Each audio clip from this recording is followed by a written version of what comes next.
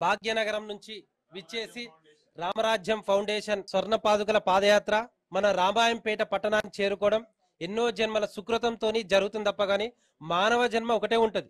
ఈ జన్మలో మనం ఈ ఈ పాదుకలు మొన్న స్వామివారి యొక్క ధనస్సు అంతకుముందు ఇక్కడి నుంచే బెంగళూరు వాళ్ళు పాదయాత్ర చేసి అయోధ్య నిర్మితం కావాలని దృఢ సంకల్పంతో స్వామివారి ఇటుకలు కూడా ఇక్కడికి వెళ్ళినాయి. అంటే ఎన్నో జన్మల సుకృతంతో ఇదంతా జరుగుతుంది. మనం ఈ చలిని కూడా ఓర్చుకొని ఈ చివరి ఉన్న రామాలయానికి విచ్చేయడం అంటే కూడా ఆ స్వామి అనుగ్రహంతోని శివ చిటుక్కుమన్నది. అలాంటి ఆ రామచంద్రమూర్తి యొక్క పాదుకలు మనం పురవీధుల గుండా వస్తుంటే అందరి ఆనంద బాష్పాలు మనం చూడలేకపోయాం. చాలా మంది సంతోషపడ్డారు. ఎందుకంటే ఏ నగరంలో ఏ పట్టణంలో కొద్దిమేర జరుగుతుంది. ఈ రామాయంపేట పట్టణంలో ఈ రాత్రి కూడా ఇంతమంది విచ్చేసినందుకు ఆ స్వామివారు కృపాకటాక్షాలు మనపై మన కుటుంబంపై ఆ స్వాముల అందరిపై కూడా ప్రత్యేకంగా ఉండాలని